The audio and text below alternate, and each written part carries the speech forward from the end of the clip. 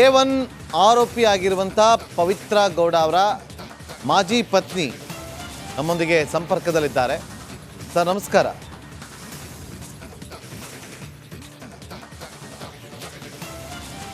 Sir ನಮಸ್ಕಾರ, ನನ್ನ ಧ್ವನಿ ಕೇಳಿಸ್ತಾ ಇದೆಯಾ? ಸರ್ ಸ್ವಲ್ಪ ಲೌಡಾಗಿ ಮಾತಾಡ್ತೀರಾ? ಸಂಜಯ್ ಸಿಂಗ್ ಅವರೇ, ನನ್ನ ಧ್ವನಿ ಕೇಳಿಸ್ತಾ ಇದೆಯಾ ಅಂತ? ಹೌದು ಸರ್, ಹೇಳಿ. ಏನು ಅನಿಸ್ತು ಈ ಬೆಳವಣಿಗೆ ನೋಡಿ ನಿಮಗೆ?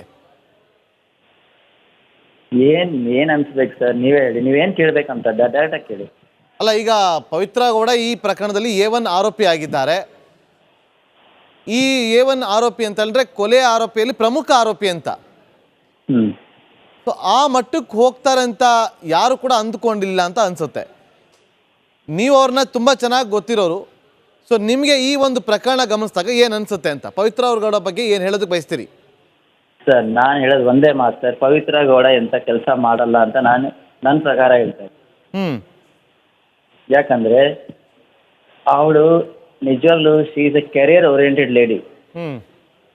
ಅವಳಿಗೆ ಅವಳ ಕೆರಿಯರ್ ಇಂಪಾರ್ಟೆಂಟು, ಅವಳು ಸ್ಟೇಟಸ್, ಅದೇ ಒಂದು ಸಮಾಜದಲ್ಲಿ ಒಂದು ಒಳ್ಳೆ ಹೆಸರು ಮಾಡಿಕೊಂಡು ಒಂದು ಒಳ್ಳೆ ಬಿಸ್ನೆಸ್ ಲೇಡಿ ಆಗಿ ಒಂದು ನೀಟಾಗಿ ಸಿಂಪಲಾಗಿ ಒಂದು ಜೀವನ ಮಾಡೋ ಅಂಥ ಲೇಡಿ ಸರ್ ಅವಳು. ಅವ್ರ ಕೆರಿಯರ್ ಬಗ್ಗೆ ಯೋಚನೆ ಮಾಡೋರು ಹೆಣ್ಣು ಅವ್ರ ಕೆರಿಯರ್ ಸ್ಪಾಯ್ಲ್ ಮಾಡೋ ಸ್ಟೆಪ್ ತಗೊಳ್ಳಲ್ಲ ಸರ್. ಓಕೆ, ಅಂದರೆ ನಿಮಗೆ ಈಗಲೂ ವಿಶ್ವಾಸ ಬರ್ತಾ ಇಲ್ಲ, ಅಂದರೆ ನಿಮಗೆ ನಂಬಿಕೆ ಇಲ್ಲ ಇದ್ರ ಮೇಲೆ, ಈ ಥರ ಮಾಡಲ್ಲ ಅಂತ ಹೇಳ್ತಾ ಇದ್ದೀರಿ?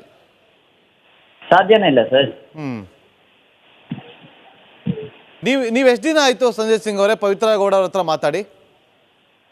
It's been almost more than 10 to 11 years sir. 11 ವರ್ಷ ಆಗಿದೆ ನೀವು ಅವ್ರ ಹತ್ರ ಮಾತಾಡಿ. ನಡಿ ಈಗ ಶುರು ಮಾಡೋಣ. ಕೇಸರಿಯಿಂದ ಮನೋಲ್ಲಾಸ ಮನಸ್ಸು ಮತ್ತೇರಿ ಕುಣಿದಾಡಿದೆ ನೋಡು, ಮನಸ್ಸು ಮತ್ತೇರಿ ಕುಣಿದಾಡಿದೆ ನೋಡು. ಕ್ಷಣ ಕ್ಷಣವೂ ಆಚರಿಸಿ ಕೇಸರಿ ಹಬ್ಬ.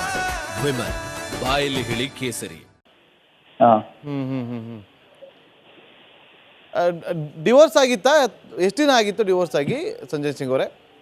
11 ಇಯರ್ಸ್. ಈಗ ನೋಡಿ, ನೀವು ಹೇಳ್ತಾ ಇದ್ದೀರಿ ಈ ರೀತಿಯಾಗಿ ಅವ್ರು ಮಾಡೋರಲ್ಲ, ಕೆರಿಯರ್ ಬಗ್ಗೆ ಅವರು ಯಾವಾಗಲೂ ಆಲೋಚನೆ ಮಾಡ್ತಾರೆ, ಸಿಂಪಲ್ ಆಗಿರ್ತಾರೆ ಅಂತೇಳಿ. ನೀವು ಈಗಲೂ ಕೂಡ ಅವ್ರನ್ನ ನಂಬಿ ಮಾತಾಡ್ತಾ ಇದ್ದೀರಾ ಅಂತಾರೆ. ನಿಮ್ಮನ್ನೇ ಬಿಟ್ಟು ಹೋಗಿದ್ದಾರೆ ಅಂತಂದ ಮೇಲೆ ಇವತ್ತು ಈ ವಿಚಾರದಲ್ಲಿ A1 ಆಗಿರೋದಿಲ್ಲ ಅಂತೇಳಿ ಈಗಲೂ ನಂಬಿಕೆ ಬರ್ತಾ ಇದೆ ನಿಮಗೆ? ನೋಡಿ ಸರ್, ಇಲ್ಲಿ ಆಗಿರೋದೇನೋ ಅಂತ ನಮ್ಗೆ ನಿಮ್ಮ ರಿಪೋರ್ಟರ್ಸೇ ಹೇಳಿದ್ದಾರೆ. ಯಾಕಂದ್ರೆ ನಾನು ಆ ಲೊಕೇಶನ್ ಇಲ್ಲ, ನಾನು ಕರ್ನಾಟಕದಲ್ಲೇ ಇಲ್ಲ. ನನಗೆ ಟಿವಿ ಎಷ್ಟು ಇನ್ಫಾರ್ಮೇಶನ್ ಕೊಟ್ಟಿದ್ದೋ ಅಷ್ಟೇ ಗೊತ್ತು. ಪ್ಲಸ್ ನೀವು ರಿಪೋರ್ಟರ್ಸ್ ಎಲ್ಲ ಮಾತಾಡ್ತಾ ಇದ್ದೀರಲ್ವಾ ನನ್ನ ಹತ್ರ, ನೀವು ಹೇಳಿದ ಪ್ರಕಾರ ನನಗೆ ಗೊತ್ತು.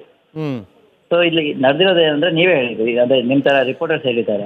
ಈಗ ಏನಾಗಿದೆ ಗೊತ್ತಾ ಸಂಜಯ್ ಗೌಡ ಅವರೇ, ಈಗ ನಿಮಗೆ ಸಂಜಯ್ ಸಿಂಗ್ ಅವರೇ ಸಾರಿ, ಈಗ ಏನಾಗಿದೆ ಅಂತಂದ್ರೆ ಈ ಒಂದು ಪ್ರಕರಣದಲ್ಲಿ 17 ಜನ ಆರೋಪಿಗಳಿದ್ದಾರೆ. ಒಬ್ಬ ರೇಣುಕಾ ಸಿಂಗ್ ಅನ್ನೋರು ಅಶ್ಲೀಲವಾಗಿ ಮೆಸೇಜನ್ನು ಕಳಿಸಿದ್ರು ಅಂತ ಹೇಳಿ ಆ ವಿಚಾರವನ್ನು ಅವರು ಇನ್ನೊಬ್ಬರಿಗೆ ತಿಳಿಸಿ, A2 ಆರೋಪಿಗೆ ತಿಳಿಸಿ, A2 ಆರೋಪಿ ಮತ್ತೊಬ್ರಿಗೆ ತಿಳಿಸಿ, ಅವರೊಬ್ಬರನ್ನ ಕರ್ಕೊಂಬಂದು ಎಲ್ಲರೂ ಸೇರಿಕೊಂಡು ಹೊಡೆದು, ಈಗ ಆ ಹೊಡಿಬೇಕಾದ್ರೆ A1 ಆರೋಪಿ ಪವಿತ್ರ ಗೌಡ ಕೂಡ ಅಲ್ಲೇ ಇದ್ರಂತೆ, A2 ಆರೋಪಿ ದರ್ಶನ್ ಕೂಡ ಅಲ್ಲೇ ಇದ್ರಂತೆ. ಅವರ ಮುಂದೆ ಇನ್ನೂ ಜಾಸ್ತಿ ಹೊಡೆದಾಗ ಅವರು ಅಲ್ಲೇ ಸತ್ತಿದ್ದಾರೆ. ಇದಾಗಿರೋದು.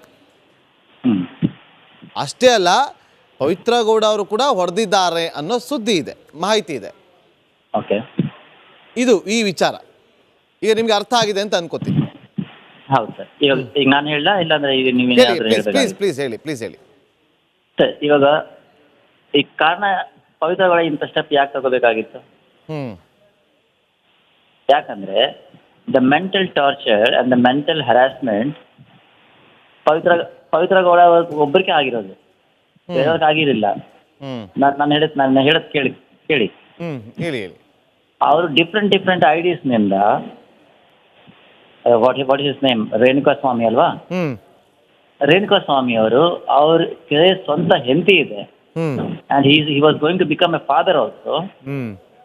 ಅವನು ಎಂತ ಕೆಲಸ ಮಾಡಿದಾನಂತ ನೋಡಿ. ಇವಾಗ ಇದೇ ಕೆಲಸ ಅವ್ರ ಹೆಂಡತಿಗೆ ಬೇರೆಯವ್ರು ಯಾರಾದರೂ ಮಾಡಿದ್ರೆ ಅವ್ರೇನು ಮಾಡೋರು? ಸಂಜಯ್ ಸಿಂಗ್ ಅವರೇ, ನಾವು ರೇಣುಕಾ ಸಿಂಗ್ ಮಾಡಿರೋದು ಒಳ್ಳೆ ಕೆಲಸ ಅಂತ ನಾವೆಲ್ಲೂ ಕೂಡ ತೋರಿಸ್ತಾ ಇಲ್ಲ. ಅವ್ರು ಮಾಡಿರೋದು ತಪ್ಪೇ. ಅಶ್ಲೀಲ ಮೆಸೇಜ್ ಯಾವ ಹೆಣ್ಮಕ್ಳು ಕೂಡ ಕೊಡಬಾರ್ದು, ಕಳಿಸ್ಬಾರ್ದು. ಹಾಗಂತ ಜೀವ ತೆಗೆಯೋ ಅಧಿಕಾರ ಯಾರು ಕೊಟ್ಟಿದ್ದಾರೆ ಹಾಗಾದ್ರೆ? ಪೊಲೀಸ್ ಇರ್ತಾರೆ. ಅಲ್ಲ ಸಂಜಯ್ ಗೌಡ ಅವರೇ, ನೀವು ಸಂಜಯ್ ಸಿಂಗ್ ಅವರೇ, ನೀವು ಮಾತಾಡ್ತಿರೋದು ನಿಜಕ್ಕೂ ಒಳ್ಳೆ ವಿಚಾರನೇ. ಅಲ್ಲಿ ಯಾವ ಹೆಣ್ಣು ಮಕ್ಕಳು ಕೂಡ ಇವತ್ತು ಕಣ್ಣೆತ್ತು ಕೂಡ ನೋಡಬಾರ್ದು ಕೆಟ್ಟ ದೃಷ್ಟಿಯಿಂದ.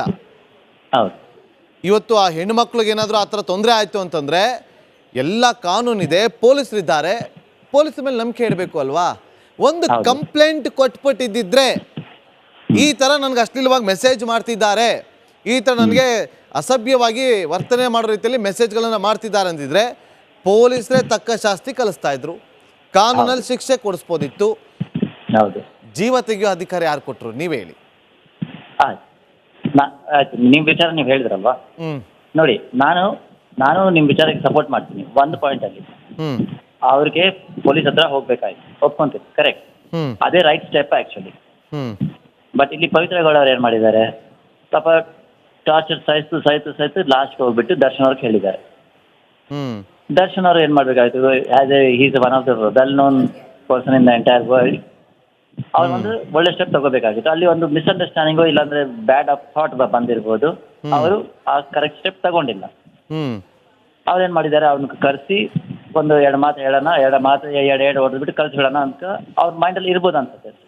ಕ್ಯಾನ್ ಬಿ, ಹಿಂಗೆ ಆಗ್ಬೇಕು ಅಂತ ನಾನು ಹೇಳ್ತಾ ಇಲ್ಲ, ಆಗಿರ್ಬೋದು ಅಂತ ನಾನು ಹೇಳ್ತಾ ಇರೋದು.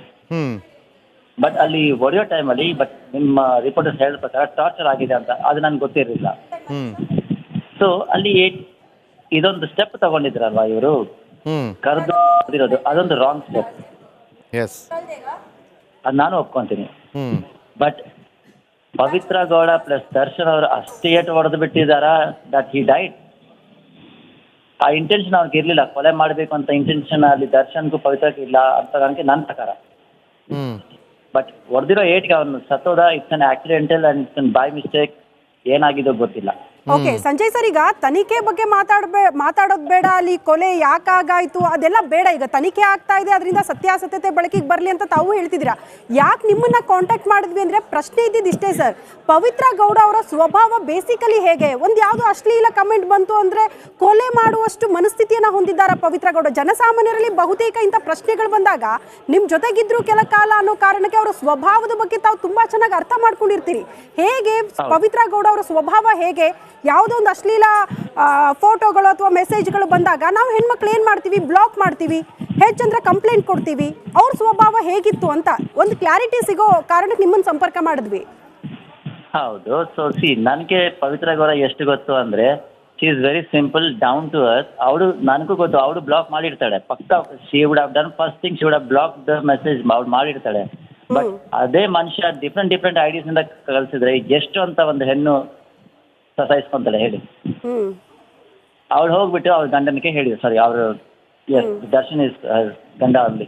So she went and she spoke to Darshan and she gave the report that I am getting the torture from this person. ಏನ್ ತಪ್ಪು ಮಾಡಿದ್ದಾಳೆ ಪವಿತ್ರ ಅಲ್ಲಿ?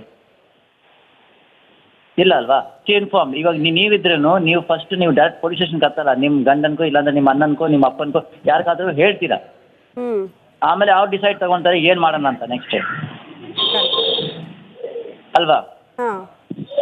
ಒಟ್ಟಲ್ಲಿ ಸಂಜಯ್ ಸರ್, ನೀವು ಹೇಳೋ ಪ್ರಕಾರ ಪವಿತ್ರ ಗೌಡ ಅವರು ಅದಕ್ಕೆಲ್ಲ ತಲೆ ಕೆಡಿಸ್ಕೊಳ್ಳುವಂತ ಹುಡುಗಿ ಅಲ್ಲ, ಸಿಂಪಲ್ ಸ್ವಭಾವ ಹೊಂದಿರೋರು ಅಂತ ಹೇಳ್ತಾ ಇದ್ದೀರಾ. ನಿಮ್ ಜೊತೆಗಿದ್ದಾಗ ಆ ರೀತಿ ಇರ್ತಾ ಇದ್ರು ಅಂತ? ಹೌದು. ಓಕೆ.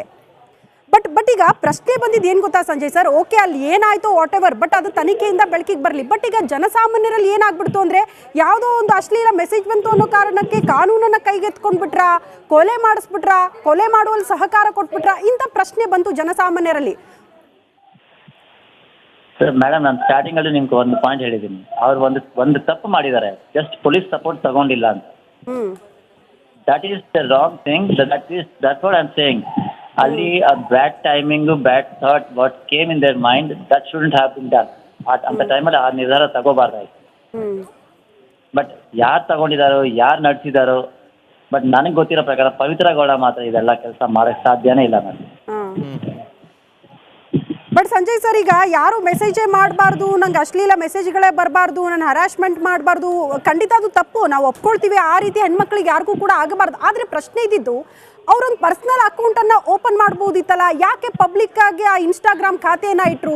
ಅಲ್ಲಿ ಎಲ್ಲರೂ ಸಹಜವಾಗಿ ಬರ್ತಾರೆ, ಅಕೌಂಟ್ಗಳನ್ನು ಚೆಕ್ ಮಾಡ್ತಾರೆ. ಸಹಜವಾಗಿ ಒಂದಷ್ಟು ಮನಸ್ಥಿತಿಗಳು ಬೇರೆ ಬೇರೆ ಇರುತ್ತೆ.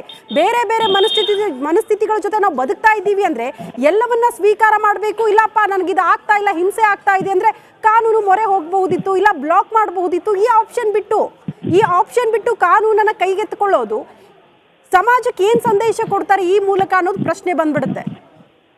ಆ ಪ್ರಶ್ನೆಗೆ ಆನ್ಸರ್ ಹೇಳ ಮೇಡಮ್ ನಾನು. ನೋಡಿ, ಅವಳು ಒಂದು ಬಿಸ್ನೆಸ್ ಲೇಡಿ.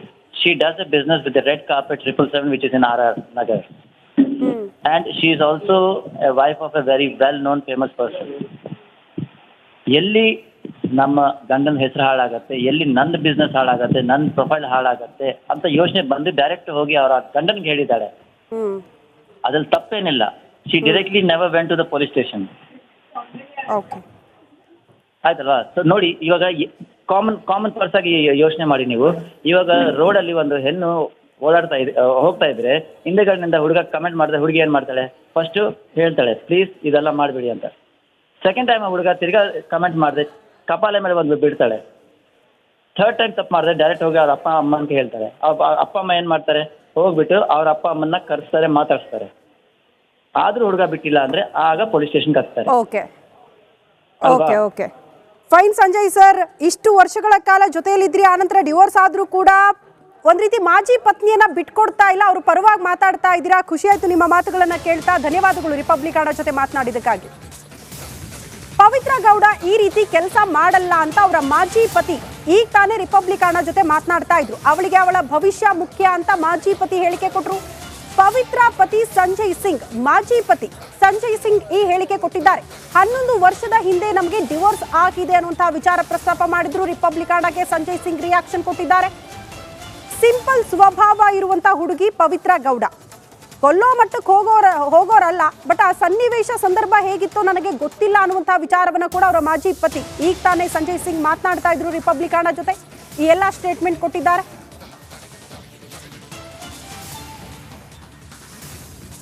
ನೋಡಿ, ಪವಿತ್ರ ಗೌಡ ಅವರಿಗೆ ತಮ್ಮ ಕರಿಯರ್ ಇಂಪಾರ್ಟೆಂಟ್ ಆಗಿತ್ತು, ಅದ್ರ ಬಗ್ಗೆ ಹೆಚ್ಚಿನ ಫೋಕಸ್ ಅಲ್ಲಿ ಇರ್ತಾ ಇದ್ರು ಅನ್ನುವಂತಹ ವಿಚಾರವನ್ನ ಅವರ ಮಾಜಿ ಪತಿ ಸಂಜಯ್ ಸಿಂಗ್ ಅವರು ಹೇಳ್ತಿದ್ದಾರೆ. ಹಾಗಾಗಿ ಕೊಲೆ ಮಾಡುವ ಮನಸ್ಥಿತಿ ಇರಲಿಲ್ಲ, ಬಟ್ ಯಾಕಾಗಿದೆ ಅನ್ನೋದು ತನಿಖೆ ಆಗಬೇಕಷ್ಟೇ ಅನ್ನುವಂತಹ ವಿಚಾರ ಪ್ರಸ್ತಾಪ ಮಾಡಿದ್ದಾರೆ.